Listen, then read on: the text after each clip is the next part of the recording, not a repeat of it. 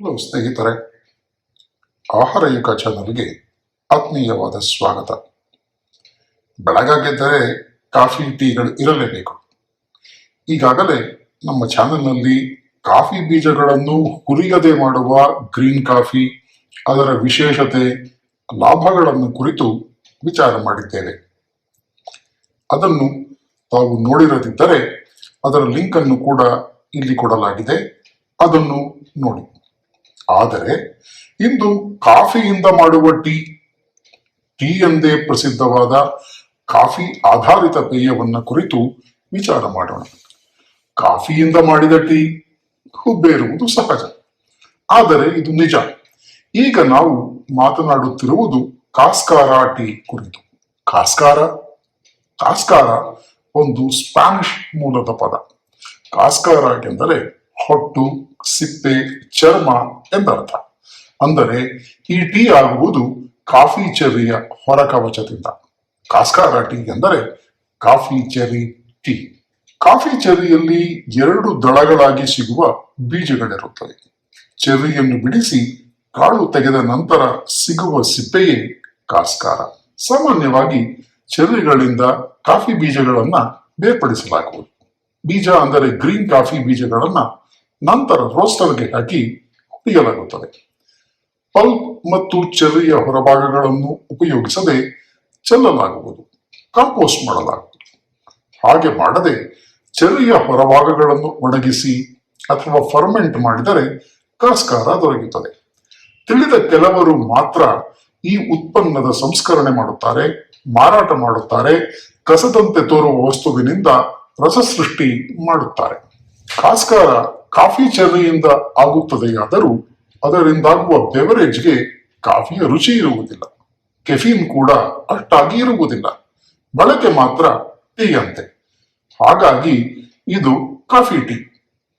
ಕಾಸ್ಕಾರಗೆ ಒಂದು ರೀತಿಯ ಸಿಹಿ ಹಣ್ಣಿನಂತಹ, ದಾಸವಾಳದಂತಹ, ಮಾವಿನಂತಹ, ಕೆಲವೊಮ್ಮೆ ಹೊಗೆ ಸೊಪ್ಪಿನಂತಹ ವಾಸನೆಯ ನೋಟ್ಗಳು ಇರುತ್ತವೆ.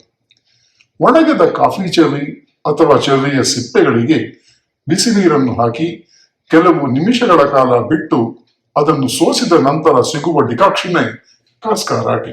ಬೇರೆ ಬೇರೆ ದೇಶಗಳ ಕಾಫಿಯನ್ನು ಆಧರಿಸಿದ ಕಾಸ್ಕಾರ ಟೀ ಹಲವಾರು ಬಣ್ಣಗಳಲ್ಲಿ ಕಂಡುಬರುತ್ತದೆ. ಅದು ಅದರ ಮೂಲ ವಸ್ತುವಿನ ಆಧರಿಸಿ ಬಣ್ಣಗಳಲ್ಲಿ ನಮಗೆ ಬದಲಾವಣೆ ಕಂಡುಬರುತ್ತದೆ. ಕಾಸ್ಕಾರ ಸಿಪ್ಪೆ ಮಾರುಕಟ್ಟೆಯಲ್ಲಿ ಬಲ್ಕ್ ಆಗಿ ರಿಟೇಲ್ ಪ್ಯಾಕ್ಗಳಲ್ಲಿ ದೊರೆಯುತ್ತದೆ.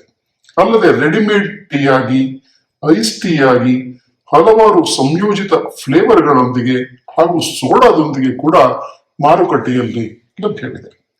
ಹಾಗಾದರೆ ಕಾಸ್ಕಾರ ಟೀಯ ವಿಶೇಷತೆ ಏನು? ಅದನ್ನು ಕುಡಿಯುವುದರಿಂದ ಯಾವುದಾದರೂ ಆರೋಗ್ಯ ಲಾಭಗಳಿವೆಯೇ? ಈ ಪ್ರಶ್ನೆ ಮೂಡುವುದು ಸಹಜ. ಕಾಸ್ಕಾರ ಟೀಯಲ್ಲಿ ಹೆಚ್ಚಿನ ಪ್ರಮಾಣದಲ್ಲಿ ಆಂಟಿ ಆಕ್ಸಿಡೆಂಟ್ಗಳಿವೆ.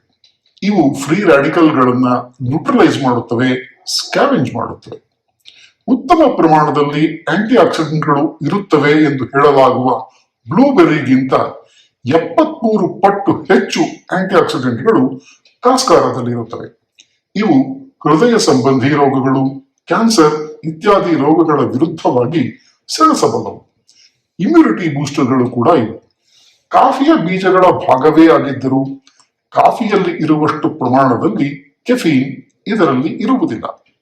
ಕಾಫಿಯಲ್ಲಿರುವ 1/4 ಭಾಗದಷ್ಟು ಮಾತ್ರ ಕೆಫೀನ್ ಕಾಸ್ಕಾರದಲ್ಲಿರುತ್ತದೆ. ನಮಗೆಲ್ಲ ತಿಳಿದಿರುವಂತೆ ಹೆಚ್ಚಿನ ಕೆಫೀನ್ ಆರೋಗ್ಯಕ್ಕೆ ಒಳ್ಳೆಯದಲ್ಲ. ಕಾಫಿ ಮತ್ತು ಇತರ ಎನರ್ಜಿ ಡ್ರಿಂಕ್ಗಳಲ್ಲಿ ಇರುವ ಕೆಫೀನ್ ಆಂಗ್ಸೈಟಿ, ನಿದ್ರಾಹೀನತೆ, ತಿಂದದ್ದು ಜೀರ್ಣವಾಗದಿರುವುದು, ಹೈ ಬ್ಲಡ್ ಪ್ರೆಷರ್ ಇತ್ಯಾದಿ ಹಲವಾರು ಆರೋಗ್ಯ ಸಮಸ್ಯೆಗಳಿಗೆ ಕಾರಣವಾಗಬಹುದು.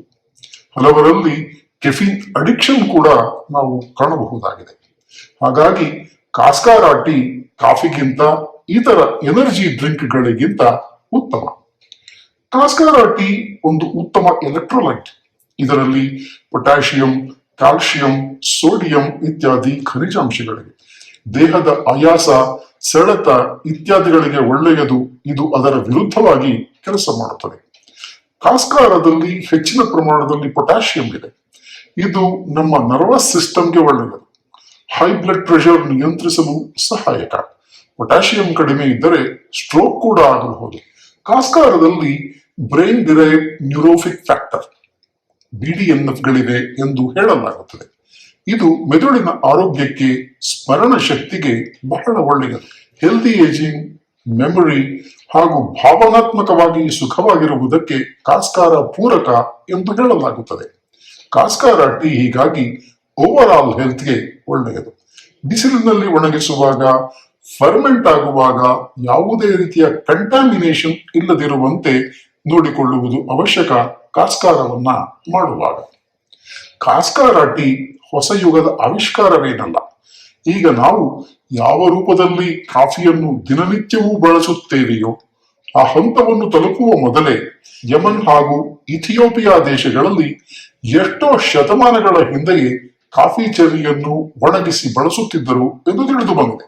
ಹೀಗಾಗಿ ಹೊಸ ಆಹಾರ ಯುಗಕ್ಕೆ ದೊರೆತಿರುವ ಹಳೆಯ ಯುಗದ ಮತ್ತೊಂದು ವಿಶೇಷ ಕಾಸ್ಕಾರ ಟೀ. ಸ್ನೇಹಿತರೆ, ಇಲ್ಲಿಯವರೆಗೂ ನಮ್ಮ ಚಾನೆಲ್ನಲ್ಲಿ ತಾವು ಭಾಗಿಯಾಗಿರುವುದಕ್ಕೆ ಧನ್ಯವಾದಗಳು.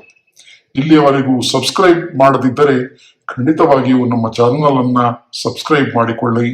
ಕಂಟೆಂಟ್ ಇಷ್ಟವಾಗಿದ್ದರೆ ಲೈಕ್ ಮಾಡಿ, ಎಲ್ಲರೊಂದಿಗೆ ಶೇರ್ ಮಾಡಿ, ಕಾಮೆಂಟ್ ಮಾಡಿ. ಆಹಾರ ಕುರಿತ ಯಾವ ರೀತಿಯ ಕಂಟೆಂಟ್ ಬಗ್ಗೆ ಆಸಕ್ತಿ ಇದೆ ತಿಳಿಸಿ. ಮತ್ತೊಂದು ವಿಶೇಷ ಆಹಾರದೊಂದಿಗೆ ನಿಮ್ಮ ಭೇಟಿ ಆಹಾರ ಯುಗದಲ್ಲಿ ಶೀಘ್ರದಲ್ಲಿಯೇ. ಅಲ್ಲಿಯವರೆಗೂ ಧನ್ಯವಾದಗಳು.